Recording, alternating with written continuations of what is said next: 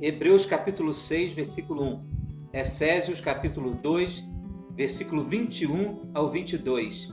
Diz assim: Por isso, deixando a palavra do início de Cristo, deixamo-nos levar à maturidade, no qual todo o edifício, sendo bem ajustado, está crescendo para ser um templo santo no Senhor, no qual vós também estáis sendo juntamente a habitação de Deus no Espírito.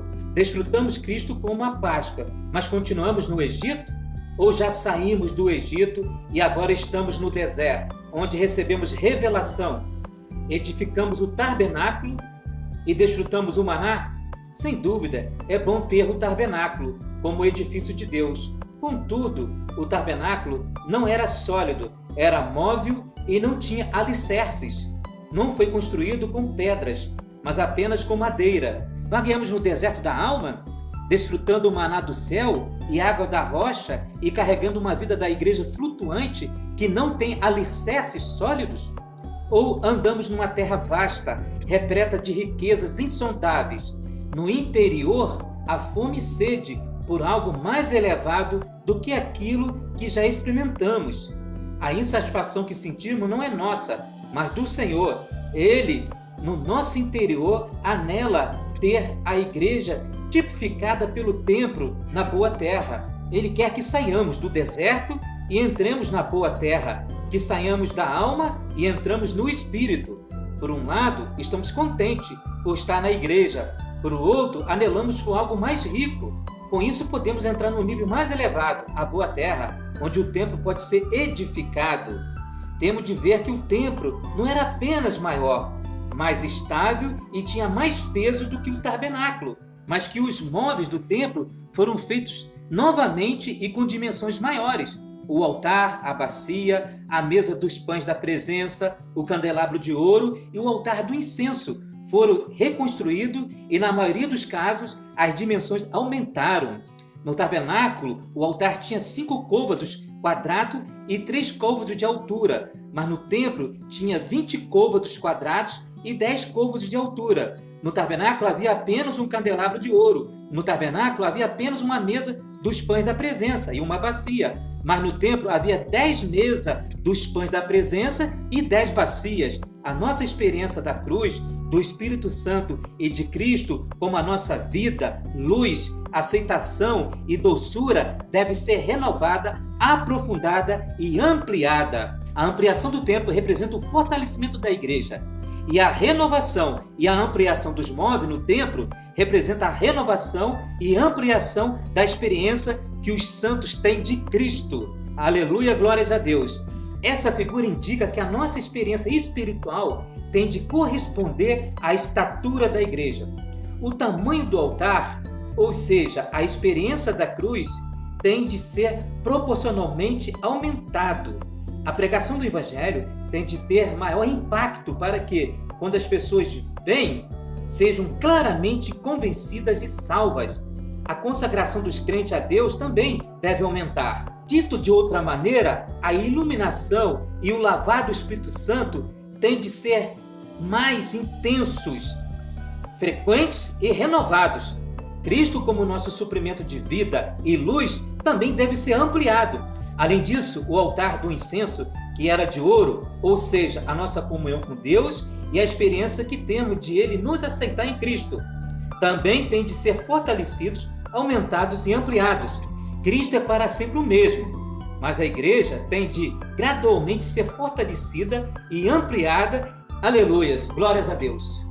O interessante é que na nossa experiência espiritual com Deus, jamais nós podemos imaginar ou achar que nós estamos no ápice. Hoje nós ocupamos uma posição maravilhosa na igreja, não precisamos mais elevar o nosso crescimento espiritual, não precisamos continuar buscando nova experiência, a experiência da cruz, que é o nosso morrer diário para o nosso eu, e assim aumentando a nossa sede, a nossa fome de ter mais comunhão com luz mais forte, com experiência com Cristo mais fortes e buscando aprofundar, ampliar a nossa vida com Deus. A palavra diz que Cristo ele é insondavelmente rico. O evangelho que o apóstolo Paulo pregava, ele próprio disse que era o evangelho das insondáveis riquezas de Cristo Jesus. Com certeza, o maior interesse de Deus na vida de cada um dos seus santos é continuar nos levando a conhecê-lo mais e mais. O corpo de Cristo é edificado não com materiais físicos, como foi o caso do tabernáculo e o templo. Ali é uma figura, um tipo de que como Deus tem uma planta, um modelo, medidas exatas para a sua edificação. Ali é um modelo maravilhoso de Deus. E jamais podemos mexer na planta da igreja, no modelo da igreja. A igreja é de Deus. A igreja é o corpo de Cristo. Ele é o cabeça da igreja. Ele é a autoridade máxima sobre a igreja. Jamais podemos estar interferindo na autoridade direta de Deus na vida de cada irmão. Nós estamos aqui apenas como escravos de Cristo, seus servos, apenas para cooperar com Ele, para Ele nos fazer seus canais cada dia mais limpos. Ali as bacias, de água que foram ampliadas do tabernáculo para o templo, ela aumentou 9 vezes mais. As bacias de águas representam o lavar purificador do Espírito Santo de Deus nos nossos corações. E os candelabros representa a luz do Espírito Santo de Deus. Essa luz, quando ela fica mais intensa e mais forte, na medida que buscamos mais comunhão genuína com Deus, abrindo o nosso ser a Ele, um coração quebrantado para arrependimento, reconhecendo que ainda carecemos do Senhor, essa luz nos vem nos mostrar o quanto ainda somos falhos. Então a igreja ela tem um modelo, também no Novo Testamento. Se a gente ler a carta aos Efésios, principalmente o capítulo 4, mostra um modelo, mostra o funcionamento da igreja. Eu vou tocar só no ponto que eu falei antes, que está falando da edificação de todos os santos, até que todos nós chegamos à medida da estatura de Cristo. Então Cristo é o modelo de Deus. Qual a medida que nós precisamos alcançar? As medidas de Cristo.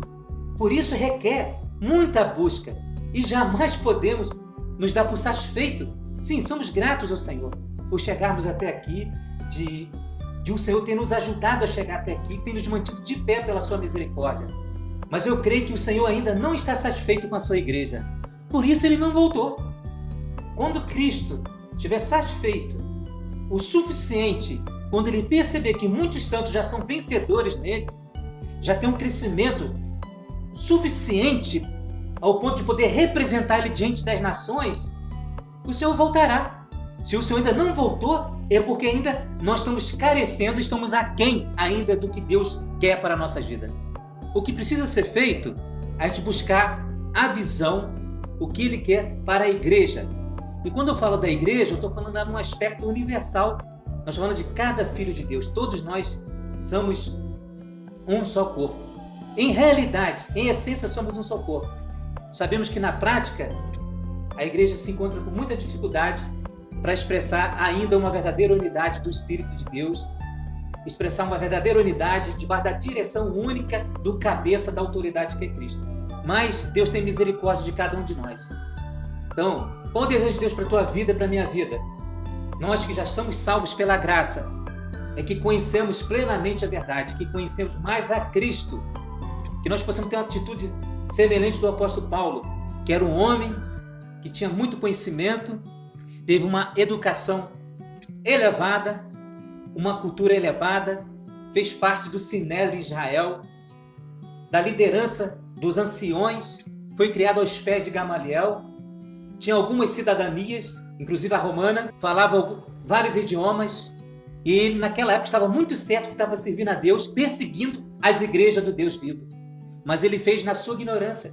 Ele não sabia realmente quem era Cristo. Mas quando o Senhor apareceu para ele com uma grande luz, ele se arrependeu. Aquela luz mostrou a condição caída do apóstolo Paulo, a condição pecaminosa dele, que havia escama nos olhos dele.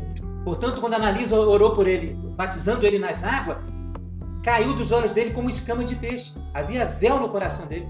Havia muitas escamas da religião judaica. Isso impedia de ele conhecer a vontade de Deus. Mas a luz ali foi forte, ao ponto de deixar ele cego. Essa cegueira dele física revelou que o coração dele estava em treva, estava cheio de véu, mas o Senhor removeu isso tudo na vida daquele homem. E quando ele ganhou essa luz, que ele começou a crescer na vida de Cristo interior, ele pôde declarar que tudo quanto ele tinha conquistado antes era como um refúgio a se comparar, a conhecer a sublimidade de Cristo Jesus. Não podemos nos impressionar, nem deixar nada abaixo de Cristo, da sua palavra, nos impactar. Pelo contrário, nós temos que ser impressionados por esse Cristo, que Ele é o nosso verdadeiro tesouro. A maior riqueza que um cristão leva dessa vida é o quanto ele acumulou de Cristo no seu coração. Hoje Deus não habita mais num templo construído por mãos humanas. Não, hoje a igreja ela está sendo edificada com outro tipo de material. Os materiais que Deus usa para edificar o seu templo hoje são pessoas regeneradas, pessoas que estão sendo agora transformadas, estão sendo renovadas, sendo purificadas. E o ouro divino que o próprio Deus em vida e natureza está sendo trabalhado na nossa humanidade restaurada. Deus não pode avançar em nós, na nossa natureza humana caída. Ele primeiro tem que restaurar, santificar, purificar, curar a nossa humanidade, a nossa mente, vontade e emoção, nossa alma, nossa psicologia, curar a nossa parte espiritual.